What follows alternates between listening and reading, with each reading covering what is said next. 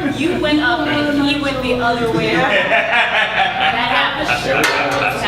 Okay. Thank you. He just broke out with that yell, not like that. All right. Welcome to the Austin Writers Roulette, where we are talking about freedom reimagined. So, and true story here, only 2 minutes in Goodwill and I found a shirt. I was only looking for a shirt that had stars and it had the word freedom. It's like, this is my shirt. And it cost me all of $3. So Yes. I mean, that's the whole reason to go to Goodwill anyway. All right, so without further ado, oh, by the way, since last month, it was actually Mother's Day the last time we were here. June tends to be our unofficial Father's Day show. So half our performers are dedicating it to their dads. The other half was just interpreting Freedom Reimagined. So it's kind of a mixture.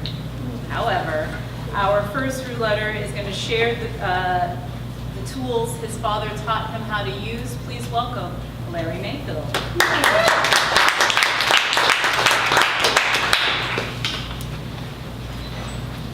Everybody.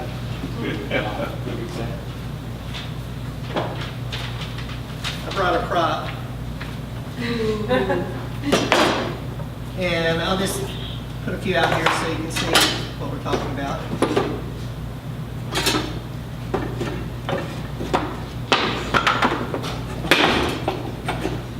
This is a piece about my dad, and so that should give you the idea. Okay. This is for my dad who, I'm 7 years older than he was when he passed away. It's been a lot of years. My dad's toolbox. I can remember my dad's toolbox as a kid. It was a homemade wooden container with a rope handle. My dad was a carpenter, and inside his box were many tools of the trade. As a small child, the first tools I remembered came with knowledge of their use. When watching him hammer nails, I learned to try to duplicate the procedure. With those Popeye-sized arms, he could saw a 2x4 board in half in a matter of seconds. He had the strength to do 2 men's work in half the time. They called him Hoss because of his hard-working ethics. He could climb a ladder with one bundle of shingles on each shoulder, balancing himself, and up the ladder he would go, a smile on his face the whole time. As his son, I thought he was in charge of the whole world. Even though his toolbox was full, my eyes could only see the tools if I knew their purpose. His wooden folding ruler was my favorite. Quietly standing at his side, I was ready to hand it to him when there was a need to measure a board. There was a chalk box that needed 2 people to operate, and he always included me as a worker when he needed to chalk a line. Eventually, tools like his square and level would find a function. One by one, more tools became evident with newfound knowledge of their use. When the working day was done, I would help my dad load up the toolbox by hoisting that rope handle on my shoulder as if I could lift it all by myself. It was too heavy. The toolbox seemed to grow lighter as he would lend a helping hand to enable me to carry the load. Let me do it, I can do it, I would insist. But my stubbornness knew it would take his helping hand to carry the heavy toolbox. Years passed. As a young adult, I went off into the world, bright-eyed and bushy-tailed, without a clue what the future held. But I carried my toolbox of life with me, ready to be filled with observations which could be used in perpetuity. Empty at first, the container started filling with life's adventures. Shaping the way were hopes and dreams. Maturing with experience along the way, many more tools would eventually become visible. Confidence and perspectives were there. Trust, the gift of giving, love, honesty, all of them found their way into my toolbox.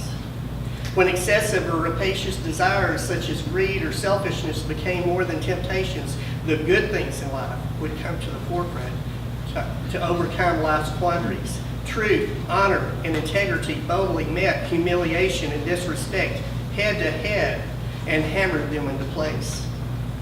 But there were times I did not have the right tool. Friends and loved ones had their own gifts that would end up in my toolbox. I learned to use process as a tool for taking care of the little things on my plate in order to see a broader picture. Process, paving the way to be able to see outside the box with clarity. Being a man who suffered from compassion fatigue had its drawbacks. Seeing others suffer and absorbing their pain, their suffering getting me down, but a hug and a kind word gave compassion fatigue a much more gratifying value. It took a long time for self-assurance to make itself evident, an attribute that was gained from understanding other tools, including knowledge of oneself. My toolbox was seemingly infinite, with tools being added frequently. I found it was a world where any damn fool could tear down a house, but it took a carpenter to rebuild the structure with proper skills and knowledge. Eventually, a realization surfaced, the value of friends. Even a carpenter relied on help from a plumber and a painter for a collective result. One day, years later, I saw my dad's old toolbox in the shed. Over time, it had become dusty, full of cobwebs and dirt dauber's nests. Dad had been gone a while. I reached down, grasping the rope handle, and found the toolbox lifted with ease this time. I thought more about the recent years when offering a helping hand to my own sons, when their burdens may have seemed too heavy to bear, and remembered again how my dad used to lift some of the heavy load from my shoulder. And suddenly it came to me, he had given me a tool that day, but it wasn't immediately evident. It was a tool that has been with me all along, which I now see vividly, his helping hand.